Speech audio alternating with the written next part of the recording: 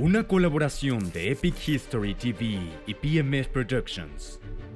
En 1796, en el apogeo de las guerras revolucionarias francesas, un joven general francés asume el mando de un ejército desmoralizado en el norte de Italia. Era su primera vez al mando, y muchos esperaban que fallara. En cambio, en tan solo un mes, ganó su primera brillante campaña. Con una asombrosa autoconfianza, audacia y energía, lideró a su ejército victoria tras victoria, transformando la guerra en Europa, recibiendo elogios de una república agradecida y forjando una leyenda. Esta es la historia de la primera campaña de Napoleón Bonaparte y el amanecer de una nueva era.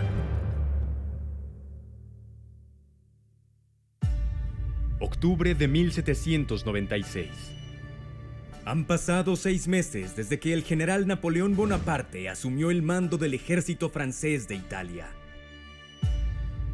Durante ese tiempo ha liderado una serie de brillantes operaciones contra los austriacos y ha ganado una serie de batallas. Ahora parece estar cerca de la victoria final. Ha expulsado a las fuerzas austriacas del campo llano del norte de Italia, de regreso hacia los Alpes, mientras que sus tropas tienen sitiada la gran ciudad fortaleza de Mantua, la llave de Italia. La sobredimensionada guarnición austriaca de Mantua se acerca a la inanición y está plagada de enfermedades. Napoleón apela a su comandante, el mariscal de campo von Wurmscher, a rendirse. Los valientes deben enfrentar el peligro, no plagas de pantano, se burla. Pero Wurmscher es un veterano duro. No se rendirá mientras quede un destello de esperanza. Y sabe bien que al norte, Austria está reuniendo tropas frescas para acudir en su ayuda. Es cierto que muchos son batallones de Grens, una especie de milicia fronteriza de los Habsburgo, mal entrenados y con pocos oficiales, pero ayudan a elevar la fuerza del ejército de campo austriaco a 44,000 hombres.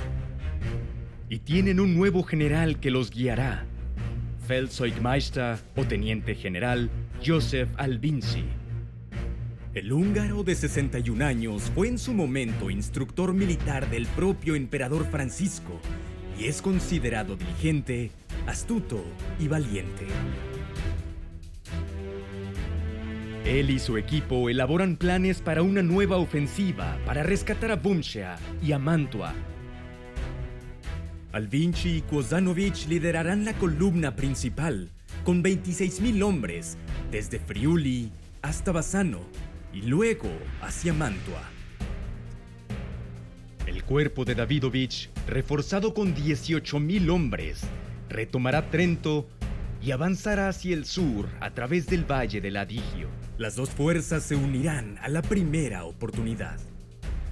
Mientras Wurmscher, que solo puede reunir a 12,000 hombres aptos de la guarnición de Mantua, lanzará potentes salidas para mantener ocupadas a tantas unidades francesas como sea posible. Napoleón, por el contrario, ha recibido muy pocos refuerzos de Francia. Sus divisiones agotadas sufren de escasez y enfermedades, y estarán en desventaja numérica en todos los frentes. Albinsky comienza su avance en el 22 de octubre. Al día siguiente, los cielos se abren y empapan a las tropas, creciendo los ríos y convirtiendo a las carreteras en lodazales. Por el momento, Napoleón se contenta con observar cómo el enemigo avanza con dificultad en tales condiciones, sabiendo que el esfuerzo agotará su infantería y perturbará sus suministros. El 2 de noviembre estalla un combate al norte de Trento, donde Napoleón ha ordenado a Vaubois atacar. Quiere mantener a Davidovich atrincherado, pero Vaubois está fuertemente superado en número y su ataque fracasa. Vaubois entonces retrocede hacia Caliano, mientras que Massena abandona Bassano y se retira hacia Vicenza. Pero ahora el avance de Alvinci se vuelve disperso, frenado por la fuerte lluvia y el mal estado físico de sus reclutas. Y va en contra de la naturaleza de Napoleón permanecer pasivo durante tanto tiempo. Mientras los austriacos cruzan el Brenta, ordena a Massena que ataque la división del general Liptey en Fontaniva, mientras Augereau ataca a Hohenzollern en Bassano. Los franceses lanzan docenas de asaltos separados. Pero a pesar de su mala disciplina de marcha, los reclutas austriacos mantienen su posición y luchan con fuerza. Con alrededor de 3.000 bajas en cada bando, la segunda batalla de Bassano es el día de combate más sangriento hasta ahora en la campaña italiana. Y un fracaso para Napoleón. Horas más tarde, recibe noticias alarmantes de Vaubois. Durante un combate intenso en Caliano, algunas tropas croatas quedan detrás de las líneas francesas, desencadenando el pánico y una retirada. Vaubois pierde casi la mitad de su división entre muertos, heridos o desaparecidos, antes de poder reagruparse en Rivoli. Los franceses están retrocediendo en todos los frentes. Y a menos que Napoleón pueda realizar algo sorprendente, parece destinado a sufrir una derrota estratégica importante.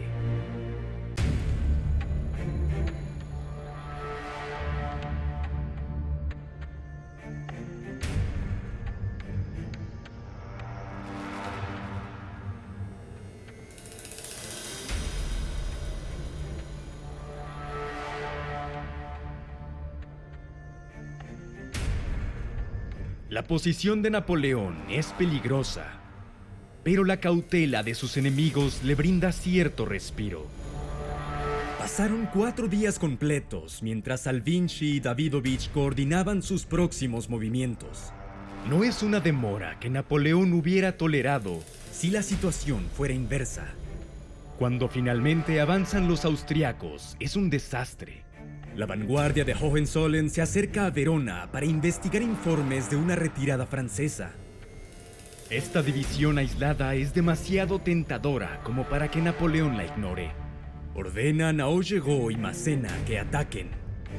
Infringen 400 bajas, pero Hohenzollern escapa a una colina cerca de Caldiero. Al día siguiente, Napoleón ordena nuevos ataques. Pero las condiciones son atroces. Los franceses luchan cuesta arriba con una lluvia intensa y granizo, con las botas resbalando en el lodo bajo el fuego de los austriacos atrincherados en la cima de la colina. Alrededor del mediodía, la 32ª Media Brigada del coronel Dupuy finalmente llega a la colina. Parece que los franceses podrían expulsar a los austriacos de su posición. Pero luego, el ejército austriaco comienza a llegar en masa para apoyar a la división de Hohenzollern, que está siendo presionada. Los franceses están en peligro de ser flanqueados en ambos lados. Adoptan nuevas posiciones defensivas y mantienen la línea hasta el anochecer. Cuando Napoleón reduce sus pérdidas y ordena la retirada hacia Verona. Ha sido una inequívoca derrota para Francia, la primera de Napoleón en batalla. Al día siguiente, escribe furioso al directorio en París. No tiene ninguna duda de que ellos son los culpables de su derrota por no haber enviado los refuerzos necesarios. Podríamos estar al borde de perder Italia. No ha llegado ninguna de las ayudas esperadas. El ejército de Italia, reducido a un puñado de hombres, está agotado. Los héroes de Lodi, Milésimo, Castiglione y Bassano han muerto por su país o están en los hospitales. A los hombres no les queda más que su reputación y orgullo. Estamos abandonados en lo más profundo de Italia. Pero a pesar de su aparente desesperación, Napoleón ya ha ideado un plan para contraatacar. Un movimiento tremendamente audaz que dará pie a una de las leyendas más grandes de la era napoleónica.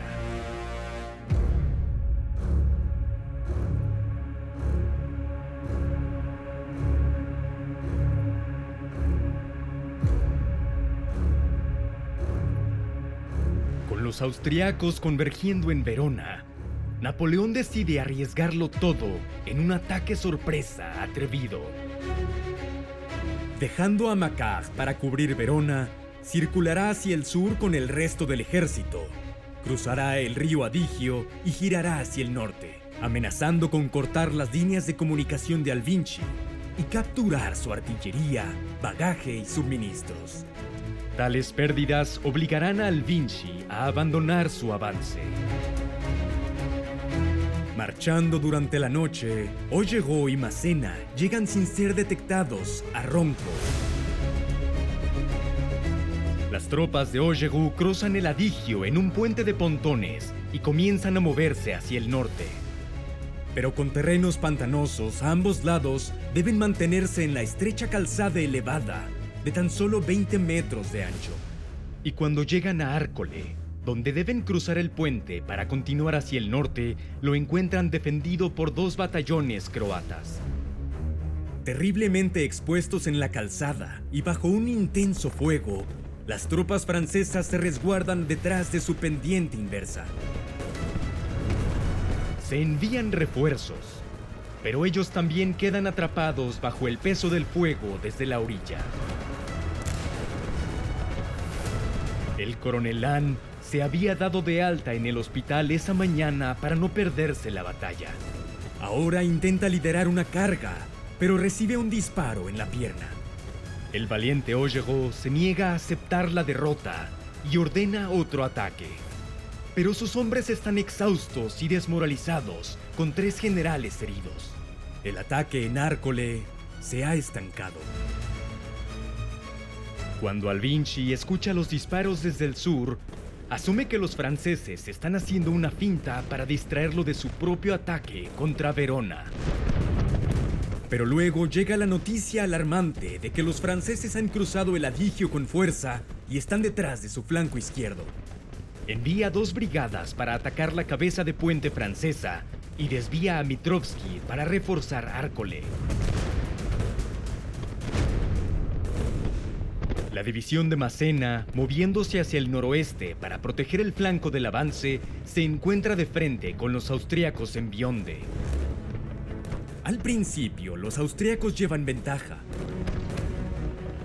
Pero un desastroso incidente de fuego amigo desencadena el pánico. Y Massena hace retroceder a los austríacos por la calzada. Napoleón está cada vez más preocupado por la derrota en Arcole.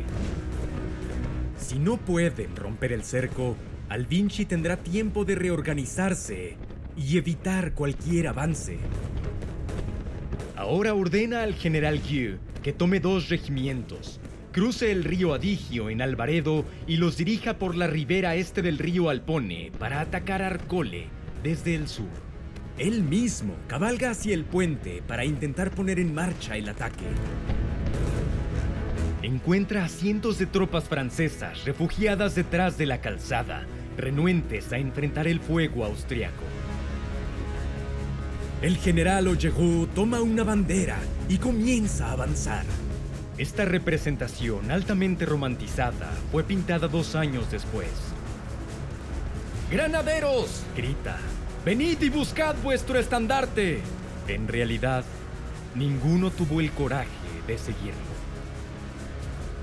Después, el comandante del ejército de Italia mismo desenvaina su sable, recoge un estandarte y avanza. Hay un fuego devastador por todas partes. Varios hombres caen heridos. Su ayudante de campo, el coronel Muron, es asesinado. Otro ayudante de campo, un oficial polaco llamado Sulkowski, recuerda: los soldados lo vieron y ninguno de ellos lo imitó. Fui testigo de esta extraordinaria cobardía y no puedo concebirla. Con la infantería francesa negándose a seguir a sus oficiales, el asalto en el puente termina en un fracaso absoluto. Un contraataque austriaco bien sincronizado los hace retroceder por la calzada. En retirada, el caballo de Napoleón pierde el equilibrio. Caen en el pantano y tienen que ser sacados por sus ayudantes. Esa noche, el general Gueux lanza su ataque sobre Arcole desde el sur.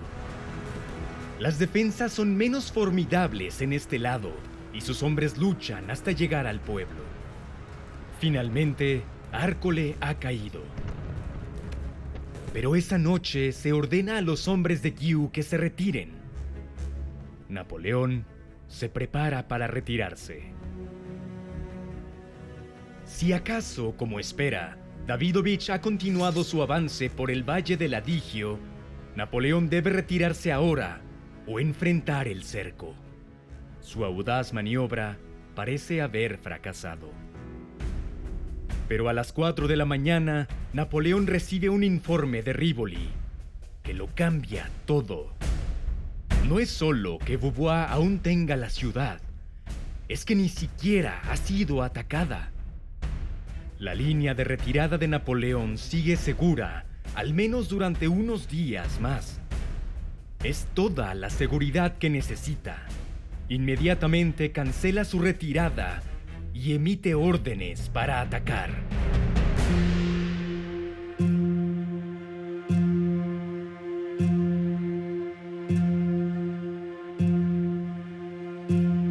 Napoleón ha perdido el factor sorpresa.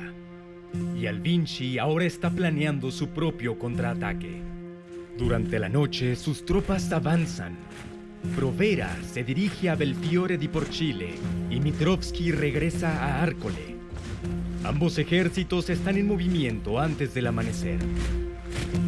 Massena envía escaramuzas al terreno pantanoso. Cuando los austriacos llegan, agrupados en la calzada, se convierten en blancos fáciles. Después de un agudo combate en el que muere un general austriaco, los hombres de Massena están persiguiendo al enemigo. Augereau, sin embargo, no puede acercarse a Arcole. La calzada aún está bajo el fuego de mosquete austriaco y metralla desde el otro lado del Alpone. Napoleón ordena que las tropas crucen el río abajo en Albaredo. Pero los austriacos tienen ahora 2 batallones resguardando el punto de cruce. Los intentos franceses de cruzar el río a nado no tienen éxito. El segundo día de batalla termina en un punto muerto. Muchos soldados tienen que acampar en medio de pantanos y obtener de donde sea algo de comida. Napoleón intentará una vez más romper el cerco, pero se está quedando sin tiempo.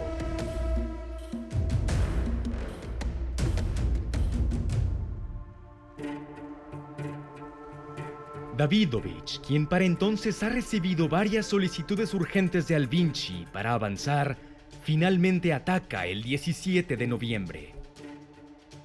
La división de Vaubois, superada en armamento, rompe. Los austriacos toman Rivoli y 1000 prisioneros, y por poco capturan al mismo Vaubois. Con Davidovich finalmente en movimiento, Napoleón debe forzar una decisión en Arcole o retirarse. El puente en Arcole resultó ser demasiado resistente. Entonces Napoleón cambia de táctica.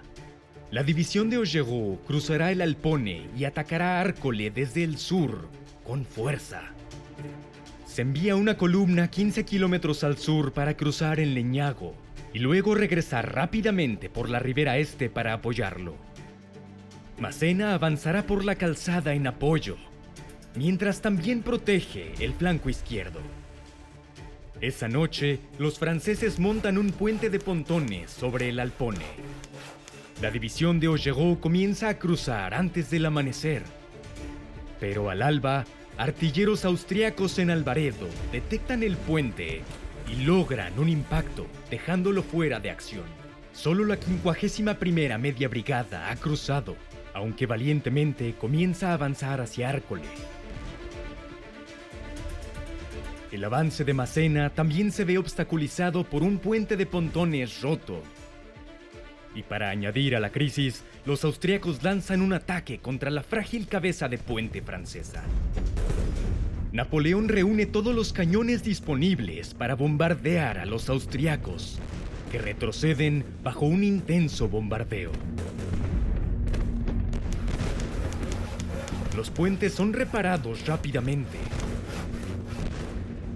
Pero a medida que los franceses avanzan, encuentran una tenaz oposición en ambos lados del Alpone.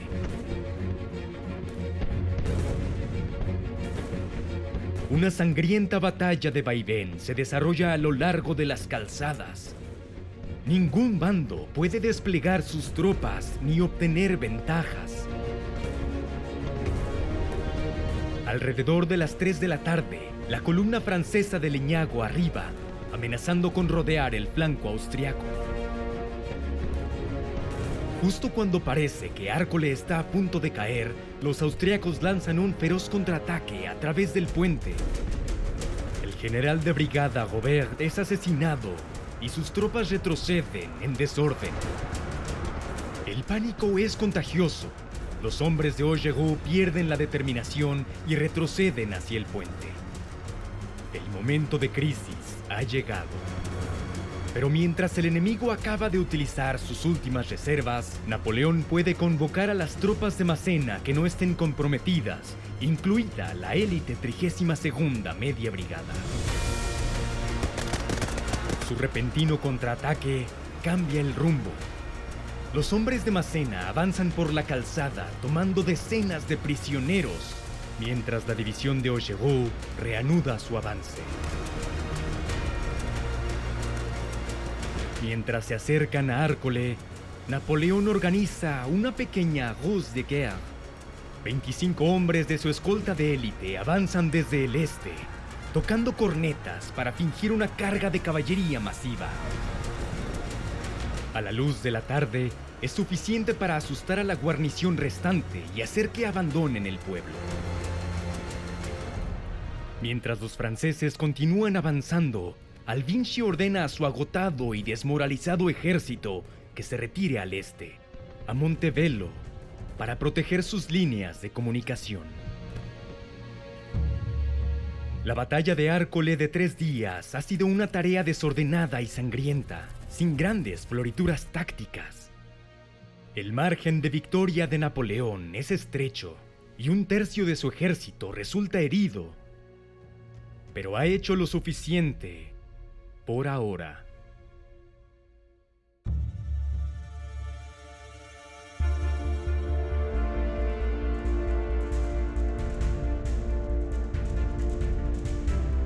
Alvinci puede estar retirándose, pero Davidovich sigue siendo una amenaza. Al día siguiente, Napoleón parte con su ritmo habitual, con la división de Massena para reforzar a Vaubois. Augereau toma una ruta diferente para amenazar la línea de retirada de los austriacos. La confusión que sigue entre Alvinci y Davidovich roza lo cómico. Alvinci escribe a su comandante de cuerpo, informándole que lo apoyará al reanudar su avance. Pero Davidovich, después de enterarse de la derrota en Arcole y ahora estando directamente amenazado por Napoleón, se retira. Al recibir la carta de Alvinci, intenta dar vuelta a su ejército, lo que provoca un caos tal que debe revocar de inmediato esa orden y reanudar la retirada. El resultado final es que ambos ejércitos austriacos se retiran. Y en este momento extremadamente complicado, el valiente Bumschea elige este momento para lanzar su ataque de apoyo desde Mantua. Al menos asegura algunos suministros muy necesarios a un costo de 800 bajas. Ha sido una difícil campaña para Napoleón.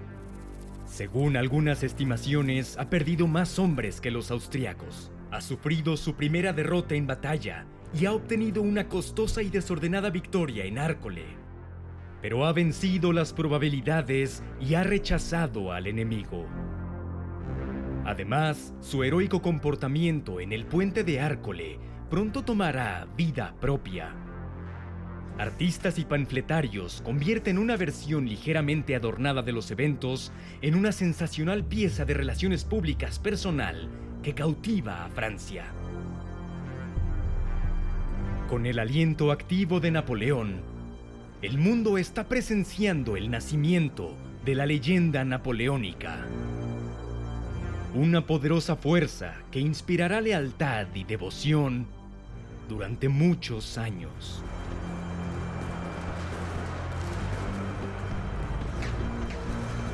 Por ahora, ambos ejércitos se establecen en los cuarteles de invierno, ya que diciembre trae un frío amargo y fuertes nevadas en el norte de Italia.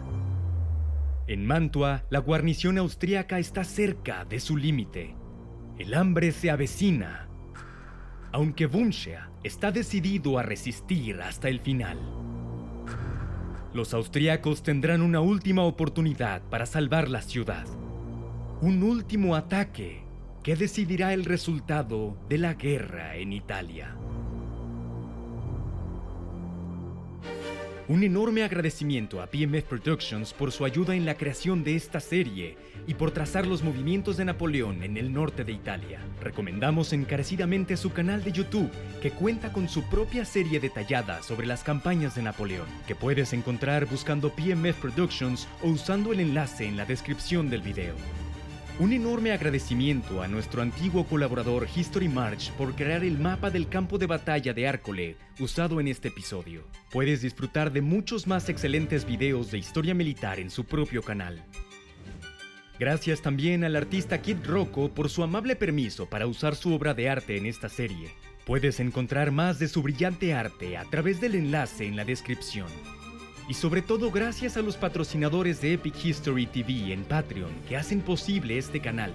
Visita nuestra página de Patreon para descubrir cómo puedes apoyar nuestro trabajo, ayudar a elegir temas futuros y obtener acceso anticipado sin anuncios a nuevos videos.